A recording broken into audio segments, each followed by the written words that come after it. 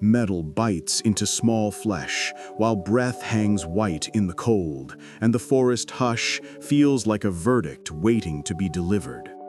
The cub's chest shudders in shallow bursts, eyes glassy with exhaustion, paws scraping at damp soil that offers no escape. 6 feet away, the mother stands fixed in a rigid half-crouch, weight balanced, muscles loaded, gaze locked on each movement of the human hands. Nothing in the scene is theatrical. Every detail is raw calculation. The cutter's jaws hesitate over wire slicked with blood and rain, angling for the narrowest gap between strangling pressure and vital skin.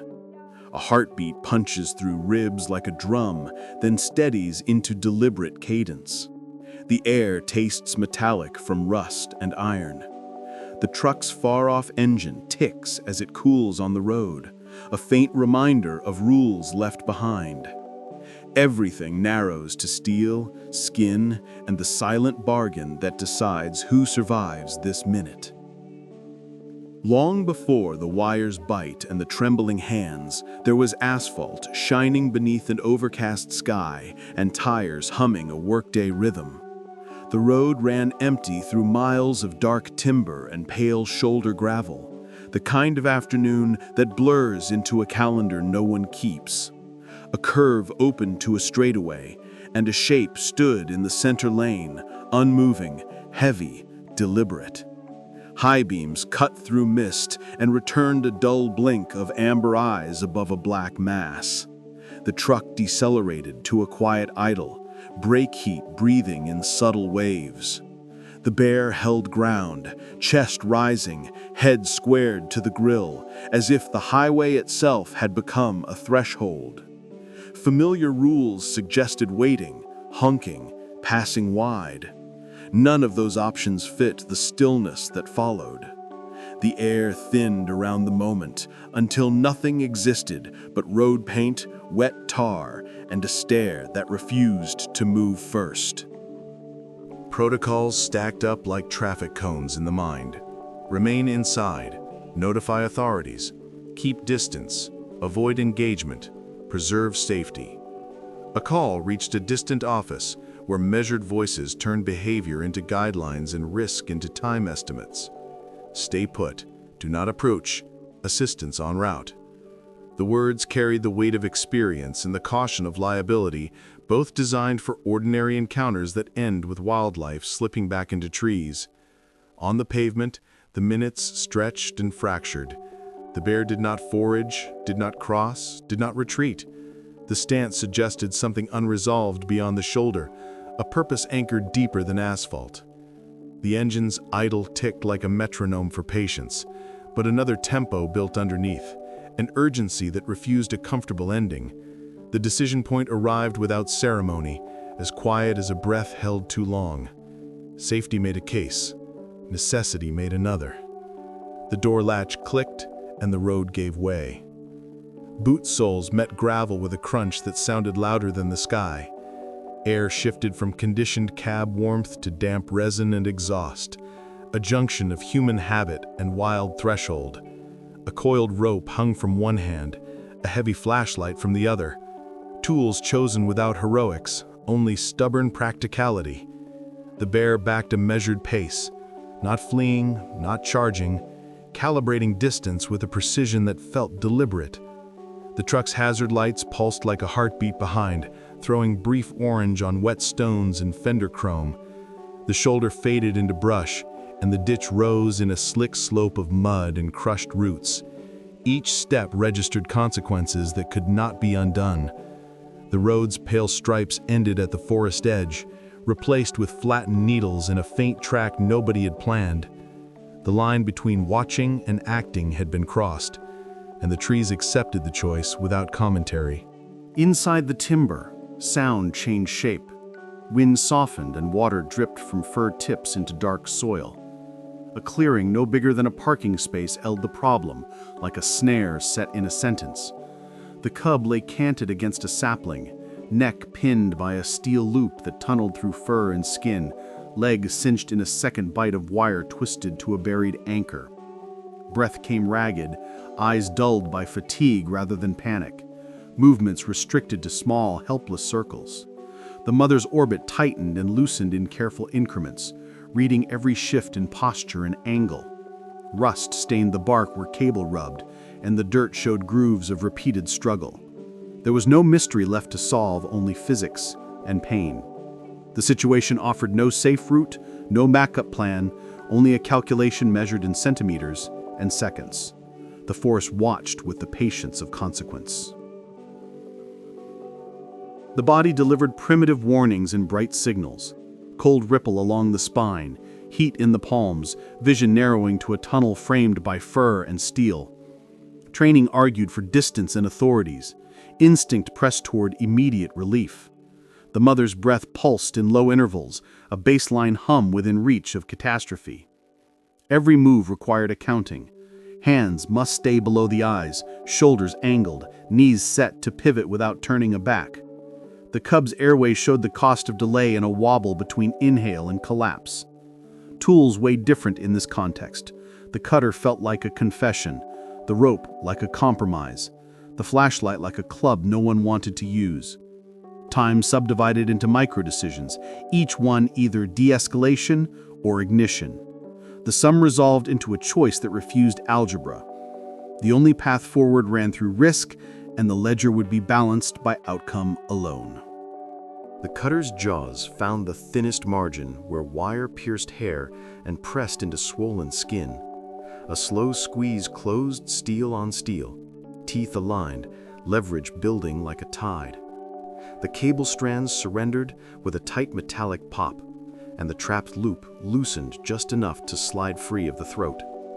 Air rushed into lungs starved by the slow choke, and the cub's chest climbed to a fuller rise, then settled into unstable rhythm. The mother's weight shifted forward a fraction, paws compressing duff with a soft, deliberate push. No rush followed, no explosive charge, only a sustained calibration of distance. The human body read the moment as a margin reclaimed rather than a victory won. Everything stayed one mishap from disaster. The freed neck exposed raw indentations bright with blood and moisture. Relief lived beside danger without dissolving it, and the work continued because it had to, not because it felt safe.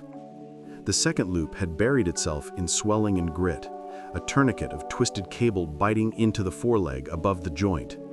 The angle resisted easy leverage, and careless force meant damage that might never heal.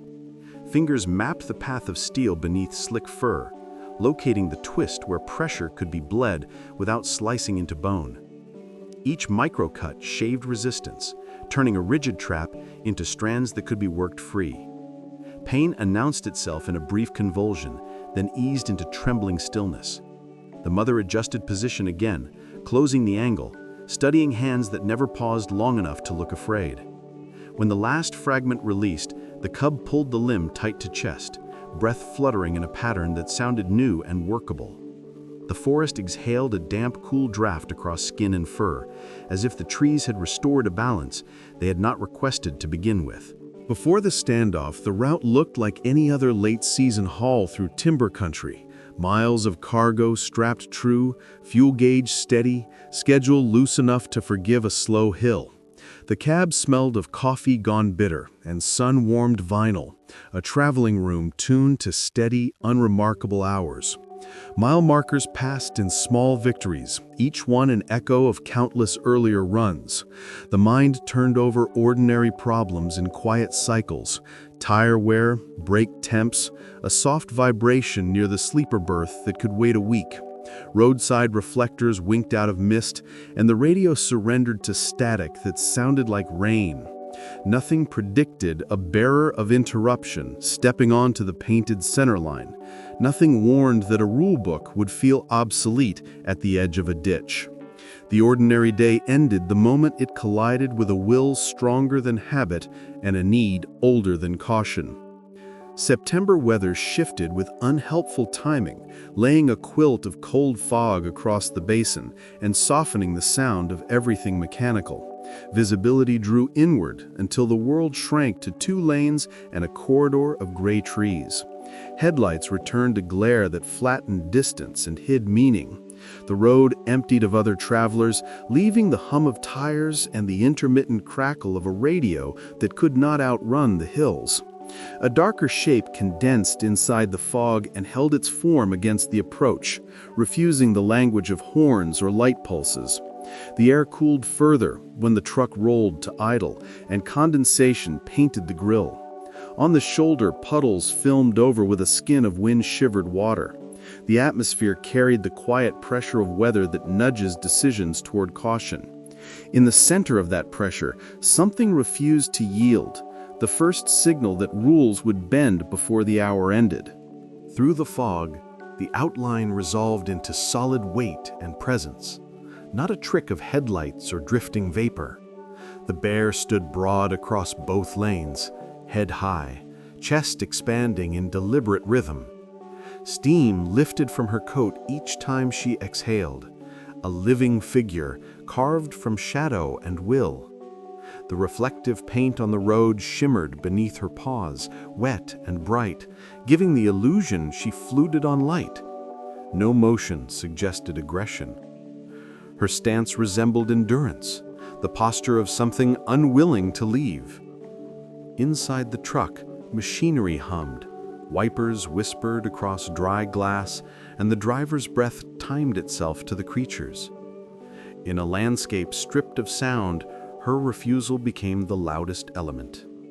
When she blinked, it felt less like reaction and more like communication, an unspoken signal from one consciousness meeting another and holding it steady in the dim center of the world. Time dissolved into a waiting game neither participant understood, but both obeyed. The truck's diesel rumble settled into a heartbeat pace, the kind that fills space rather than moves it. The bear's eyes caught faint light, creating twin points that watched, without judgment or fear. Mist curled between them, rising like smoke from an unseen fire. Wind carried the faint scent of oil and pine, the only reminder this was still Earth and not some suspended moment between realities. Every small detail amplified, a drop of condensation falling from a mirror, a twitch of muscle under fur, the smallest flecks of paw against tar. The man's hands hovered over the wheel, yet the decision no longer lived in his control. The standoff became communion through stillness, a question posed in silence. What do you do when the wild refuses the courtesy of retreat? The sound that followed broke every pattern associated with threat. It wasn't a growl or warning, but a tone lower, layered, almost imploring. It trembled through the fog like the hum of distant thunder, soft, resonant, sorrowful. The bear's muzzle lifted slightly, releasing each note as if translating grief into sound. The noise carried emotion, but no hostility, a message stripped of words yet saturated with meaning. The driver felt it vibrate through the windshield into his chest, an unexpected resonance that belonged neither to danger nor comfort. When the sound ceased, the fog settled heavier, and even the engine seemed hesitant to breathe. Silence, newly aware of itself, filled the road again. The animal waited. Something beyond instinct asked to be understood, and comprehension arrived not as thought, but as recognition that language had just shifted species. The rules said wait, record, report. The body said move. Between them stretched a corridor of consequences, lined with the memory of warnings. The bear turned once toward the forest edge, then back, repeating the gesture with mechanical precision. Each glance carried an unspoken invitation or a dare. Mist peeled away in thin sheets, revealing the faint outline of tree trunks rising like sentinels. The headlights drew a pale path that ended at her paws. Logic stacked reasons to stay, but logic had never witnessed plea shaped through posture. When the truck door opened, the world outside answered with cold air and the smell of rain-soaked dirt. The act felt neither brave nor reckless, just inevitable.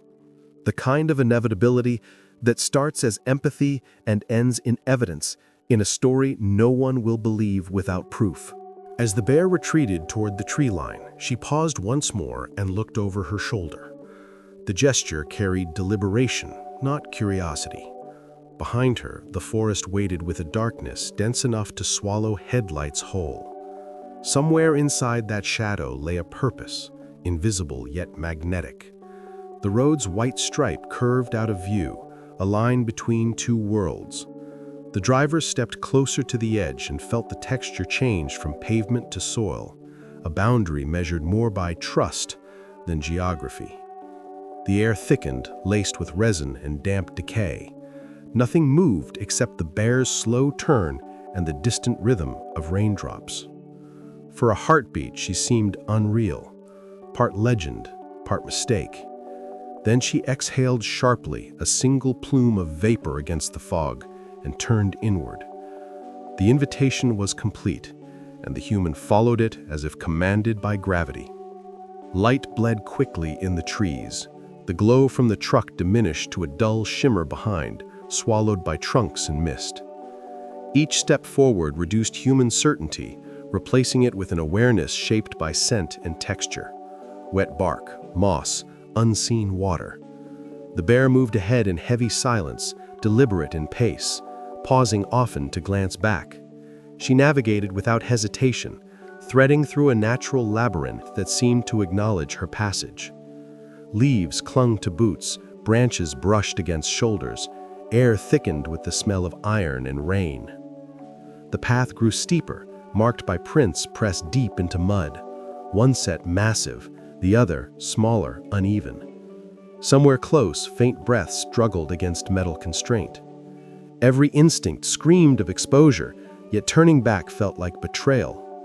The forest, indifferent to fear, accepted the trespass as it accepts all things, without permission, without promise. Distance between species shrank to a fragile thread of motion, stretched taut but unbroken. The bear advanced several paces, then halted, ensuring the gap remained exact. It was not leadership, but a negotiation conducted through pacing. Branches swayed, scattering droplets that struck the ground like quiet percussion. The sound of boots matched the rhythm, syncopated against her slower stride. The deeper the path went, the more the ordinary rules of landscape dissolved. The forest began to feel sentient, senses layered atop one another, watching from every direction. A faint metallic scent drifted forward, mingled with decay, guiding both to the same unseen origin. The man realized he was no longer following a wild creature. He was being escorted to a destination already decided. The awareness carried both dread and clarity, the understanding that compassion sometimes demands submission to another's design. Every motion carried dual meanings: safety procedure versus surrender, calculation versus faith. Muscles stayed coiled, eyes tracked movement, yet the pace remained steady. The flashlight beam skimmed trunks in stuttering arcs, cutting through mist that scattered its light into thin halos. The forest's silence pressed down like water around a diver. Every rustle became threat, every shadow possible consequence. The bear's silhouette flickered ahead, dissolving then reforming between gaps in trees. No path marked the ground now, only depressions in mud and the sharp scent of disturbed earth. The balance of fear tilted unpredictably. Each step forward meant deeper commitment to an outcome unknown. Instinct whispered retreat, but empathy had already overridden self-preservation. The line between observation and involvement snapped, leaving only motion propelled by something larger than reason, something that refused to stop halfway through mercy. The path broke suddenly into a pocket of open ground where light pooled faintly from the clouded sky. The bear halted at its edge and lowered her head toward a point near a fallen log.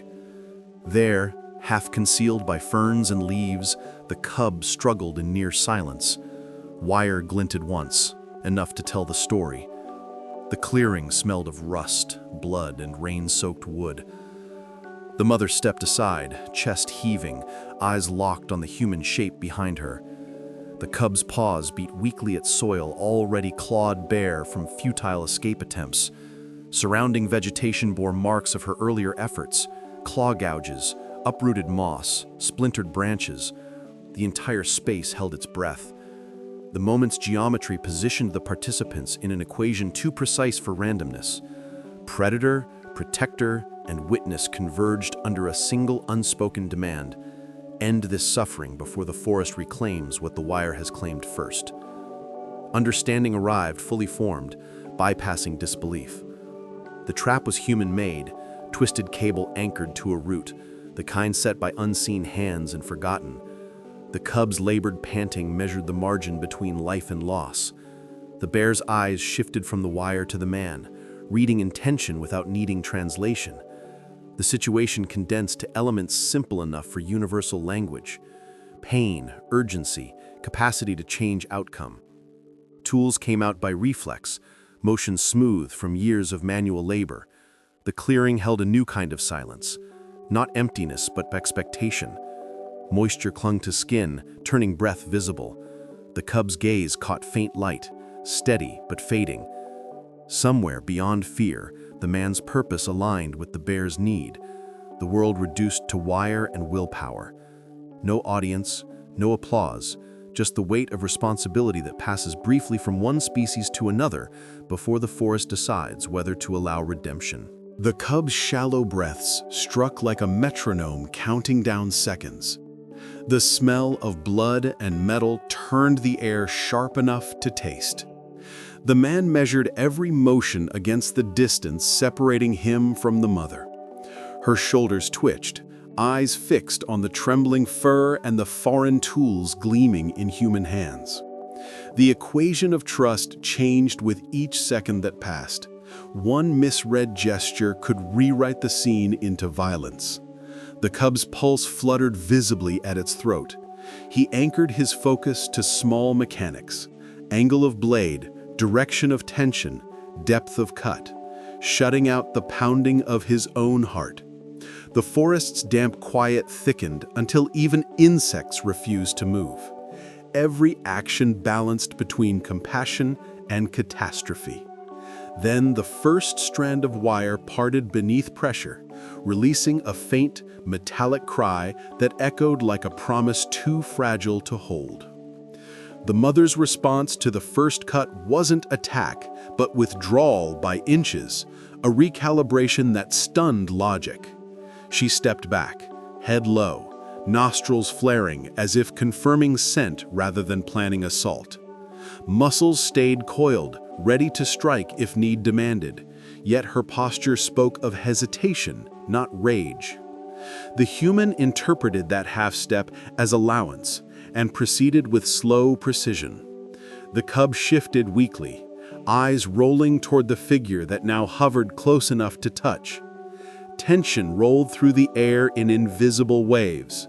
The forest became a chamber of observation, where breath and decision carried equal weight. When the second twist of steel gave way, the sound drew an answering huff, deep, resonant, strangely calm. It was not gratitude, not yet, but it was not threat either.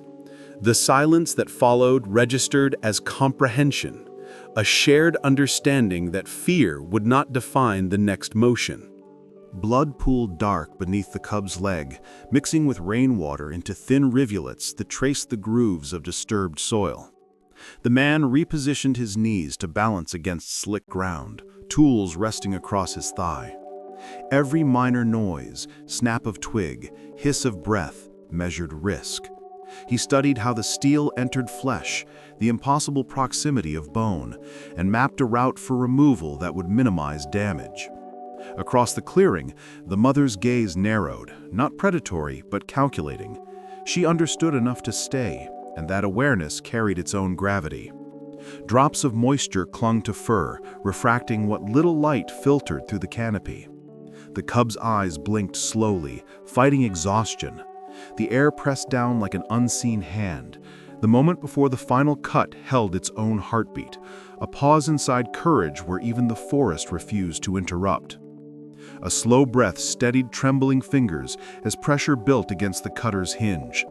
Steel fibers resisted, singing under tension until they fractured with a muted snap. The wire released its hold, springing loose from swollen tissue. The cub jerked, instinctively pulling the leg close. The mother's head lifted sharply, a ripple moving through muscle to the tips of her claws. For an instant, everything froze. Man crouched mid-motion, animal suspended between reaction and restraint. Then, stillness reasserted itself. Air flowed back into lungs, human and bear alike. The cub's breathing steadied to uneven but fuller rhythm, each inhalation a fragile declaration of survival. Mud stuck to tools and palms, the smell of iron began to fade. The immediate threat had ended, but the balance remained delicate. One wrong exit could undo the miracle the forest had just permitted. When the last wire fell aside, relief carried no celebration. Pain clung to the clearing like mist. Blood and rain mingled into the soil that would remember both. The cub trembled, gathering strength in uncertain increments. The mother approached one deliberate step at a time, body low, eyes fixed on the small form rather than the kneeling human. No aggression colored her movement, only an urgency beyond hesitation. The man stayed motionless, allowing reunion to unfold as instinct demanded. Her muzzle brushed the cub's fur, drawing in scent to confirm the impossible. Her young still lived. The sound that followed was low, almost musical, a vibration of reassurance and exhaustion blended. He understood then that compassion was rarely safe. It always asked for payment, sometimes in blood, sometimes in faith. The forest witnessed both and kept no record of which cost more. Wind shifted through the canopy, scattering drops that pattered like distant applause but carried no joy. The clearing glowed faintly where moisture caught light. The rest remained in muted shadow. The mother settled beside her cub, licking wounds with slow deliberation. The human backed away step by cautious step, every motion pre-planned to appear small, unthreatening. His heartbeat seemed amplified in his ears, an internal drum against the hush. The cub whimpered once, a sound too soft to echo. Steam rose from their bodies, merging with the cool air to erase edges. For the first time since the highway, the scene felt balanced. Fragile, temporary, but balanced. The forest's silence no longer threatened, it observed. Compassion had crossed the boundary of fear, leaving behind only breathing creatures and evidence that trust could exist where none should. The instinct to run surfaced only after safety seemed possible. Muscles coiled, ready for retreat, yet a strange calm overruled urgency. The man remained near enough to witness, far enough to survive. The mother bear raised her head once more, eyes locking with his across the short space that still smelled of blood and iron. There was no expression a human could name, only the unmistakable gravity of acknowledgement. She turned her muzzle toward the cub, nuzzled its neck, and exhaled a sound that blended warning and closure. It was time for distance. He understood and took a backward step, then another, never turning his back until trees began to reclaim the clearing between them. The balance held to the last possible second, and when he finally faced the path home, the silence behind him carried no pursuit, only finality. Leaving the forest felt heavier than entering it. The path seemed longer, the air thicker, as if the ground resisted erasing what had happened. Mud clung to boots, leaves brushed against sleeves, and the weight of unused fear settled into his muscles. The glow of the truck's taillights appeared through mist like twin embers marking civilization's edge. Each step closer to the road brought an urge to look back, yet he resisted until asphalt replaced soil beneath his soles. The engine ticked faintly from cooling metal, an ordinary sound now freighted with extraordinary context. He leaned against the door, breathing slow, rainwater streaming from hair to collar. Behind him, the forest resumed its own logic, closing ranks around the secret it had briefly shared. He felt no victory, only the quiet aftermath that follows survival's narrow permission. Inside the cab, the radio hissed alive beneath shaky hands. Words came halting, stripped of heroics. Incident, wire, injured cub, situation resolved. The dispatcher's tone shifted from procedural to stunned, a pause stretching long enough to imply disbelief. Confirmation codes followed, promises of officers en route, instructions already obsolete. The driver's reflection stared back from rain-speckled glass, eyes wide, pupils blown, face drained of color. Headlights painted the fog again, but nothing moved beyond them. The road appeared untouched, as if the entire episode had been an imagined test. The voice on the other end requested coordinates. He gave them, then silence claimed the line. The truck's interior felt suddenly small, a capsule containing breath and heartbeat. Outside, the forest's rhythm continued, unaltered. The extraordinary had folded neatly back into ordinary time, leaving behind one exhausted witness, unsure what he had just survived. Hours later, when officers traced the path by flashlight, they found no danger waiting, only the evidence of struggle and the unmistakable tracks of departure.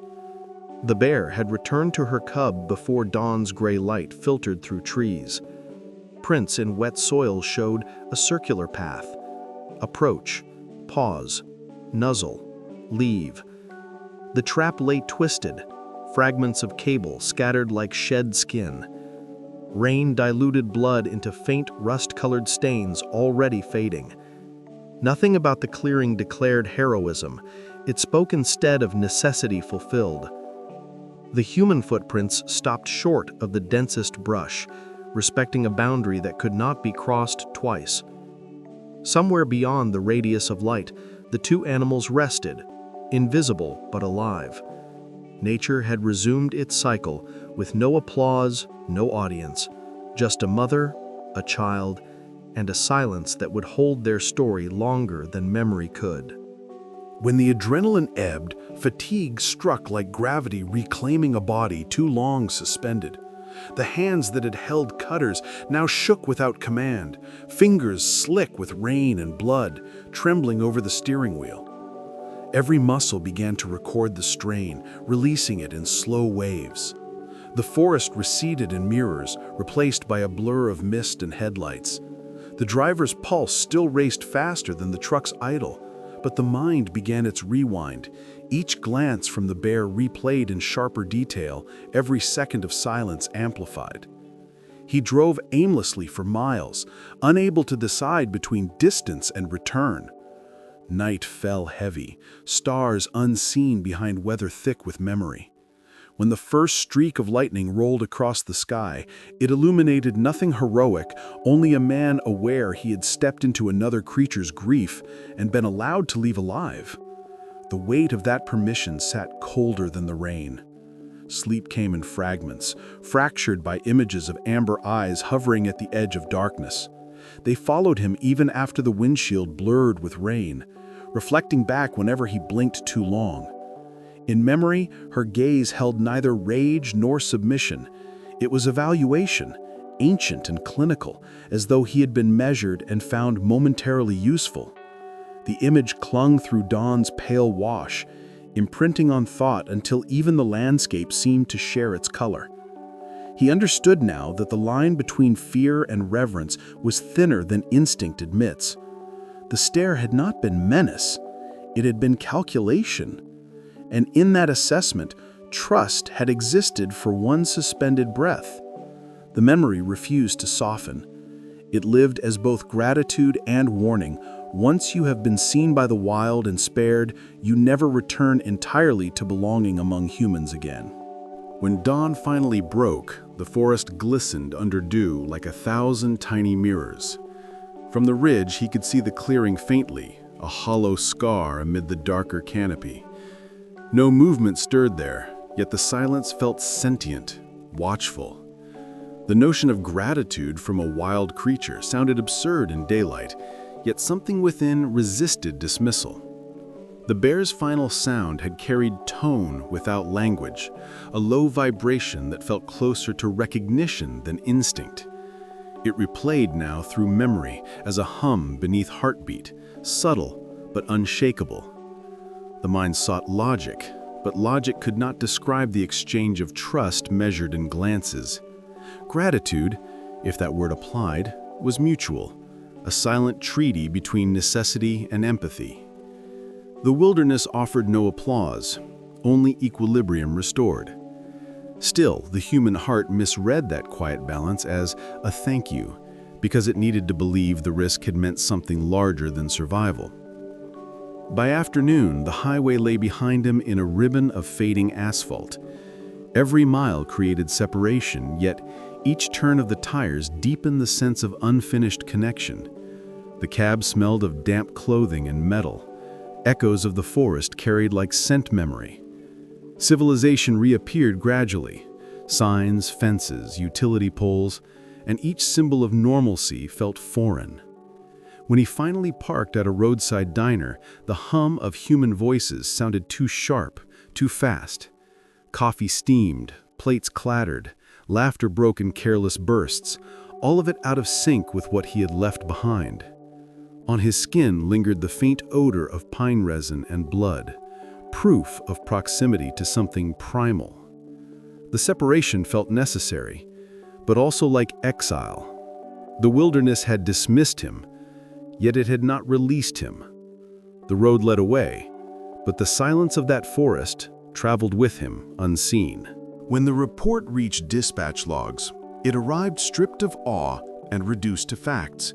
Coordinates, wildlife encounter, removal of illegal snares, no casualties. The language of bureaucracy flattened everything miraculous into tidy sequence. Yet, within the wildlife office, the entry drew quiet curiosity. Protocol had not anticipated cooperation from the subject species. The words, "bear appeared to guide responder," were underlined twice, then left unexplained. Somewhere along the chain, the narrative shifted from anomaly to evidence file. Forms required signatures, photographs required captions. A story that had been lived in rain and fear now existed as ink and timestamp. Still, the people who read it paused longer than usual. Between the sentences lay an absence too large for procedure, the space where instinct had become communication. The official record could not hold that silence, so it traveled instead through whispers between colleagues who still believed in wonder. When investigators arrived at first light, they found what the report had promised: dismantled traps, torn soil, prints of bear and man crossing paths. They documented each with measured precision, cameras clicking under breath visible in the cold air.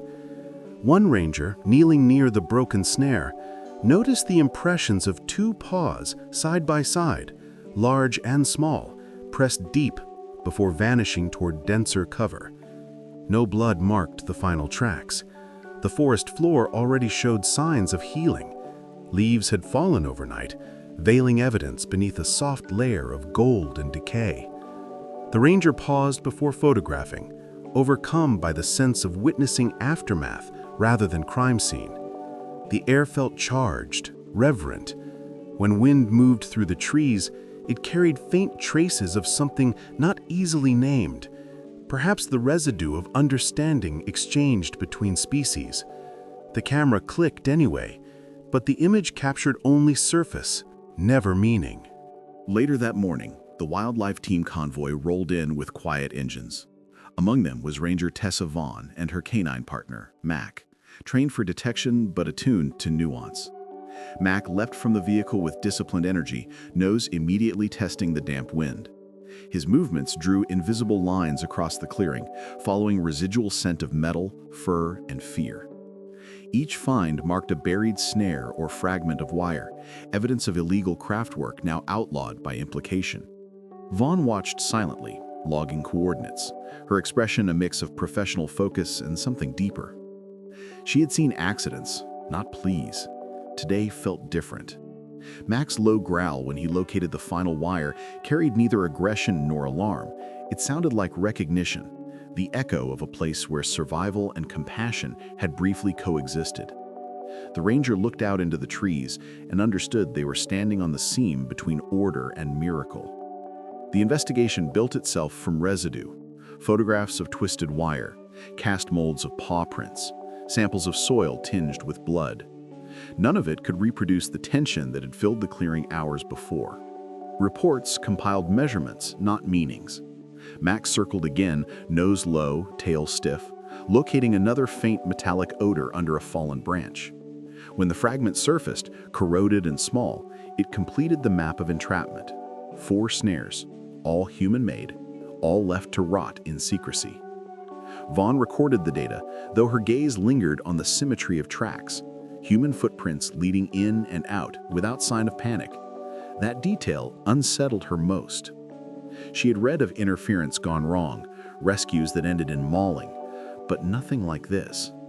The forest seemed to have held its violence in suspension for one improbable outcome. Evidence preserved the facts, but only silence could testify to the restraint that made them possible. When asked to recount the event, his words arrived measured, stripped of flourish. He described sequence, not sentiment, bear-blocking road, following her, finding the cub, cutting wire, retreating. Yet emotion leaked through in pauses too long for comfort, breaths drawn before answering. The officers recorded everything, pens scratching over clipboards. To them, he was lucky, reckless, perhaps brave by accident. He neither agreed nor disagreed. He spoke of the sound she made after the wire snapped, of the way she looked back before vanishing, and their pens slowed, then stopped. Max shifted restlessly beside the table, head tilted, ears twitching toward the open window. Outside, wind rustled pine needles like faint applause. Inside, silence lengthened until even professionalism gave way to wonder. The statement concluded with no charges filed, no admonitions given, only the unspoken acknowledgement that sometimes breaking protocol preserved something far greater than rules. Later, in a debrief at headquarters, terminology tried to reclaim control. Terms like unusual behavioral response, probable stress reaction, and non-aggressive encounter outcome appeared on projected screens. The language of science attempted to quantify the unquantifiable. Ranger Vaughn listened without interruption, hands folded, gaze distant. She remembered the stillness of the clearing, the symmetry of prints, Max's subdued demeanor, details that defied the slideshow's sterile phrases. When asked for her summary, she spoke plainly. Trust was exchanged. The room shifted uneasily. No one wanted poetry and data, yet her words hung in the air with undeniable weight. The case closed under standard classification, but those who'd heard her tone left changed. Outside, Mac barked once at nothing visible, tail flicking toward the tree line beyond the parking lot. Something out there remained unsolved, and everyone present knew it had nothing to do with paperwork. Protocol dictated a standard closing memo. Incident logged, safety reminder issued, end of file. Yet every reader of that memo paused at the line describing the bear's behavior. Repeated approach-retreat pattern. Non-aggressive. It contradicted decades of field data. Rangers argued in low tones about cognition, empathy, and coincidence. None could explain the measured patience of a predator inviting pursuit rather than flight. In field briefings, Vaughn referenced the cub's survival rate as miracle, though she used the word reluctantly, half aware science resented such softness. The file grew heavier with commentary, each note orbiting one question: what makes a creature cross the boundary of fear? For all their debate, no theory satisfied. The forest remained the only witness, its silence unbending. And within that silence lived the truth that neither data nor language could translate: a mother's decision to gamble instinct against hope. Dr. Mira Ellison, behavioral ecologist, reviewed the footage and reports in a lab 2 states away. Her computer screen glowed pale against midnight walls. She replayed the same frame, Bear standing squarely in the center of the road, eyes reflecting headlights, body language unreadable, again and again. The footage ended each time with the same unanswered plea, frozen mid-breath. Ellison scribbled notes about cognitive thresholds, associative learning, and interspecies signaling. But halfway through, she stopped writing. The patterns suggested choice, not reaction. In the sterile hum of the laboratory, the wild seemed impossibly far away. She removed her glasses, rubbed the bridge of her nose, and whispered into the emptiness, not as question, but confession. Instinct can reason when love is desperate enough. The statement would never appear in her paper. Science allowed only measurable truths, not the ones that haunt quietly after the data ends. News of the encounter surfaced in scattered headlines before consolidating into a story that audiences consumed with disbelief and wonder. Video clips circulated, grainy images of mist, headlights, and the dark mass of a bear blocking the road. Anchors called it the Montana Miracle. Viewers debated motives in comment sections, some calling it fiction, others calling it proof of something greater. Conservation organizations used the footage to advocate stronger protections, while skeptics cited coincidence wrapped in sentimentality. Through every broadcast, the footage replayed that single motion, the bear's slow turn toward the forest, the backward glance, the invitation. Each repetition amplified mystery instead of solving it. The world briefly agreed on one rare thing, that a moment of trust between species might still exist amid noise and indifference. Then the next news cycle began, and only those who had truly watched kept remembering. Weeks later, an academic panel convened to dissect the event. Charts, neural models, and statistical curves cluttered the discussion until wonder collapsed into terminology. Speakers argued over conditioning, projection, and anthropomorphic bias. They described intelligence as pattern recognition, not empathy. Yet beneath the technical certainty, an undercurrent of unease ran through the room. One field researcher, young and quiet, mentioned she had once seen a moose block her vehicle until she followed it to a trapped calf. The audience murmured, uncomfortable. Anecdotes had no place in peer-reviewed discussion. But stories have their own persistence. They linger like scent trails. When the session ended, most dismissed the case as anomaly. A few left silent, troubled by the realization that perhaps the wild was watching them back with comprehension they refused to acknowledge. Data closed the debate. Doubt kept it alive. In the weeks that followed, public fascination turned into advocacy. Wildlife groups cited the bear's behavior as evidence of complex cognition, publishing essays that blurred science and philosophy. Letters poured in from viewers claiming similar encounters, wolves signaling for help, deer waiting for rescue, birds guiding humans toward trapped kin. Each account stretched believability, yet together they formed a pattern difficult to ignore. The forest's reputation shifted from backdrop to participant. Dr. Ellison compiled the letters quietly, labeling them unverified yet persuasive. She knew they lacked proof, but proof was never what they offered. They were testimonies of something timeless. The possibility that awareness moves through all living forms, connecting action to understanding. The more skeptics dismissed them, the more people believed. And somewhere in Montana, the woman who had first seen those tracks knew belief itself was a kind of protection the law could not legislate. Autumn deepened into early frost. The driver found himself again on Highway 214, miles rolling beneath tires with mechanical calm. He hadn't planned to return, but habit and curiosity drew him. The forest stood unchanged, tall, still, inscrutable. Fog hugged the shoulders as before, and through it he saw motion at the verge. A bear and a cub, larger now, moving with practiced confidence. The truck slowed instinctively. The cub limped slightly, scar tissue visible where wire had once bitten. The sight collapsed weeks of distance into a single pulse. He did not exit, did not speak. He only watched as the pair paused, feeding near the ditch, unbothered by his presence. Then the mother lifted her head and looked directly at the truck. The stare was not fear, not recognition in the human sense, but something quieter, a knowing that did not require understanding to be complete. The bear stood briefly upright, rising against the gray light with posture that seemed ceremonial, then dropped to all fours again. The cub pressed close to her leg, mirroring the gesture with clumsy imitation.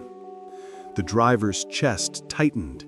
Even through the windshield, the echo of that old plea felt inverted, no longer asking for help, but offering acknowledgement.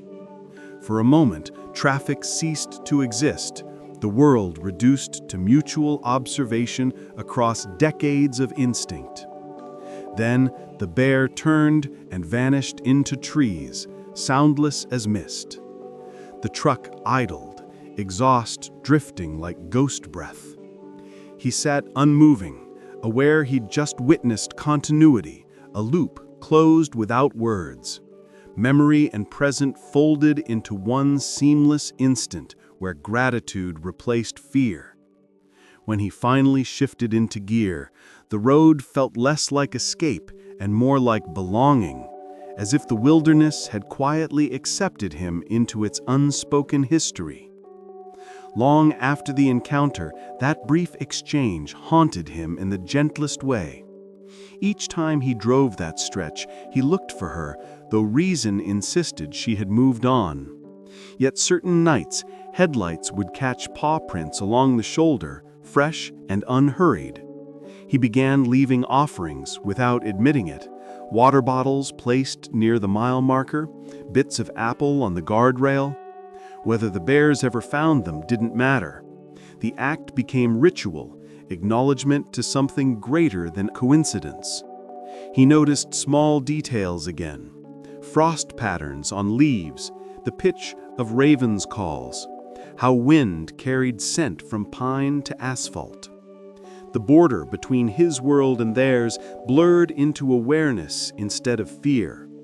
He didn't need proof she remembered. He only needed to know that some connections survive without confirmation, like echoes that never fade, merely travel farther into silence. Researchers later confirmed what experience had already whispered.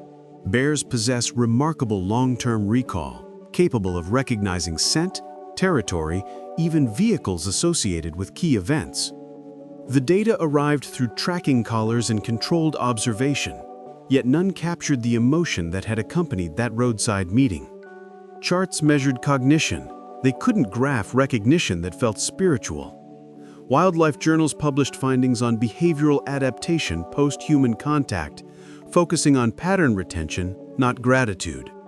Still, buried within technical paragraphs was quiet revolution, an admission that memory in the wild might not be mechanical, but emotional. Dr. Ellison cited the Montana pair as case study, their survival extending beyond biology into story. She concluded that recollection might serve not just survival, but continuity, a thread binding generations through learned trust. It was as close as science could come to saying what he had always known: remembrance is a form of love.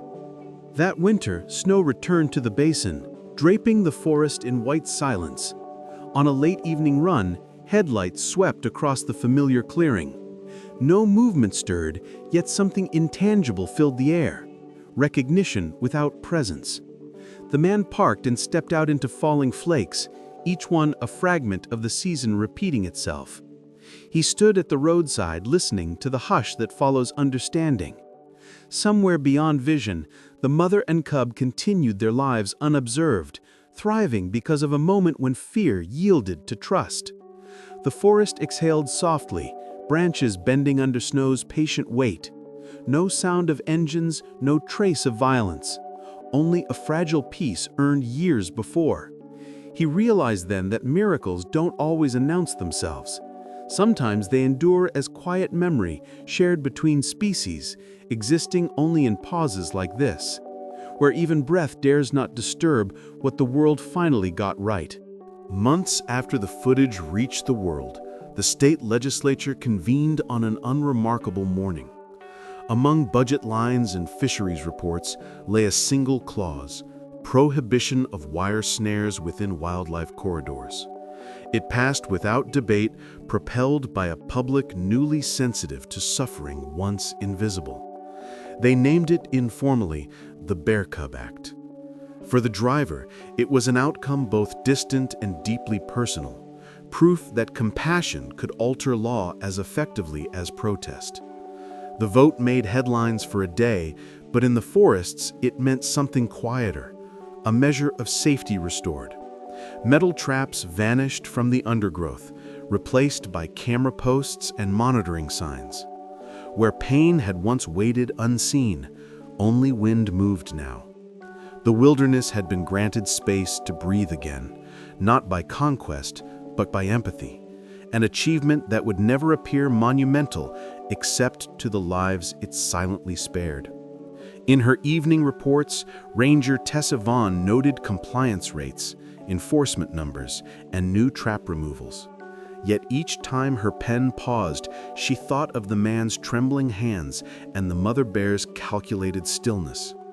Mac rested by her feet, head tilted as if reading her thoughts. The forest patrols had changed since that day, no longer routines of inspection, but quiet acts of guardianship. She began to sense when the woods felt balanced, when movement within it aligned with peace. Mac seemed to feel it too. His gait slowed near the clearing, his ears lowering in respectful calm. Vaughn understood then that some places absorb memory like soil absorbs rain, silently, completely. The law was their visible success, but the deeper victory lived unseen in the behavior of those who remembered without reason. Even the dog carried it, an inherited gentleness coded from watching restraint triumph over fear. The original rescue clip entered training programs for rangers across the country. In classrooms lit by fluorescent hum, new recruits studied it, frame by frame. They analyzed distance, timing, nonverbal cues, and restraint. Yet where captivated them most wasn't the technique, it was the pause. The moment before intervention, when empathy overrode fear. Instructors discussed composure under threat, but what they were truly teaching was humility. The bear's patience became the standard by which calmness was measured. As the screen faded to black, the room always stayed silent a few seconds longer than required, each student processing a truth too simple for policy. Sometimes the wild asks for trust, and safety lies in answering with respect. Outside, posters displayed regulations and codes, but the clip remained the unspoken curriculum, the demonstration that courage isn't dominance, but the decision to listen when instinct demands retreat. In the months that followed, envelopes began to appear at his address. Handwritten notes, drawings, newspaper clippings. Children sent sketches of bears under moonlight. Teachers described classrooms watching the video in awe. Some letters were from strangers who confessed they now braked differently for animals crossing the road. Others came from scientists thanking him for data, or from poets who thanked him for proof of grace. He kept them stacked in a wooden box near his desk, unopened after the first few weeks. Their presence mattered more than their words. Each envelope represented echo, proof that compassion radiates outward long after the moment has ended. One evening, he sorted through them by weight and color, realizing they were all addressed not to him, but to the quiet space between species that had once opened, just wide enough for love to pass through. Years passed, and he returned often to the same mile marker at sunset. The highway weathered, trees grew taller, but the air still held the faint electricity of that first encounter. He parked without purpose, stepped out, and let the evening settle. The forest no longer intimidated, it greeted him like an old friend who needed no words. Occasionally, a shape moved among shadows, perhaps memory, perhaps descendants, but he never sought confirmation. Some truths lose meaning when proved. Standing there, he understood that courage wasn't the act of entering danger, it was staying vulnerable to wonder after surviving it. The world rarely rewards such faith, yet it changes everything quietly. As dusk bled into night, the sound of wind through pines resembled breathing, slow, steady, alive. The highway lights flickered on, marking his departure, but the forest kept his presence as part of its rhythm. When snowmelt carved new paths through the basin, the clearing revived in bursts of green. Moss spread over the scar where wire had once bitten into roots. Small wildflowers colonized the disturbed soil, bright against the dark humus. The world rebuilt itself without supervision. Somewhere, beyond the tree line, bears roamed again, their lives unburdened by memory of human interference, though the echo of that trust still shaped their instinctive maps. For the man who had once intervened, spring became a season of quiet pilgrimage. He drove the same road, parked near the same shoulder, and listened to rivers running free beneath ice. The landscape had forgotten the pain, yet retained the peace.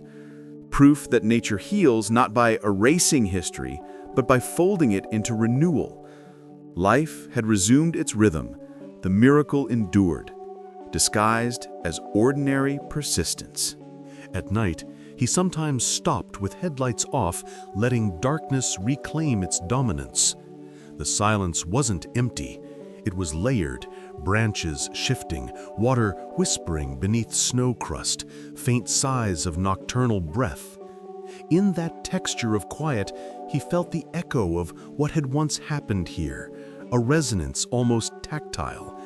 The mind replayed the pause before the first cut, the held breath of two species gambling on faith.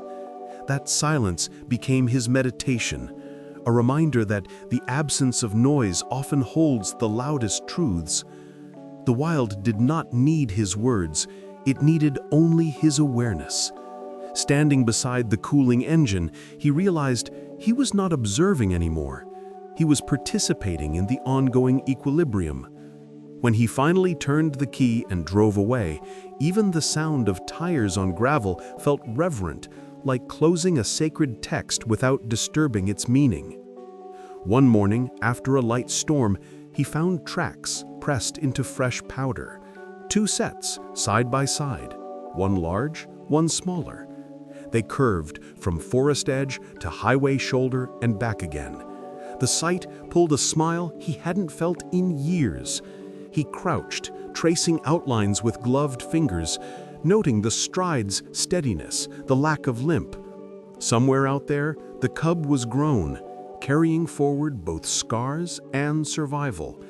He left the tracks untouched, knowing they would fade by noon under rising light. Some evidence isn't meant to last. It exists to confirm continuity, not possession. As he stood, a gust swept through, filling prints with drifting snow. Within minutes, the trail vanished, leaving only memory. He didn't mourn the erasure. Transience was the proof of life moving forward, the mark of a world still learning how to coexist. In ranger reports, bear encounters in that region began showing subtle change. Less flight, fewer conflicts, more observation without aggression. Generations of offspring carried learned calm, an inheritance of trust passed quietly through behavior. Scientists documented the shift as localized tolerance, but those who knew the story called it lineage of grace. The original cub's descendants adapted not to fear absence, but to recognize intention. The man read about it once in a journal, folded the article, and placed it with his letters. It was validation without need for pride. The forest had absorbed his small act and multiplied it, proving that even brief compassion can echo genetically, shaping instinct for peace. Evolution had bent, slightly but unmistakably, toward mercy. In that subtle bend lay everything worth saving. A single heartbeat extended across generations, proof that kindness leaves tracks deeper than time. Years later, he returned one last time. The road had changed, widened by progress, but the air smelled the same, Pine, rain, earth waiting for spring. He parked at the same curve where the miracle began and stepped out with deliberate slowness. The forest stood silent, dignified, indifferent, yet familiar. He knelt by the shoulder, pressed his palm against cold soil, and closed his eyes. In that stillness, memory collapsed into presence. The cub's breath, the bear's stare, the wire snapping, the impossible trust. Everything he had done and learned narrowed to one truth: that compassion, when chosen, rewrites the wild in ways science may never chart. As dusk gathered, he whispered nothing, only listened. A breeze stirred branches overhead, soft as acknowledgement. Then he rose, returned to his truck, and drove into twilight, leaving behind a forest that remembered without needing to forgive.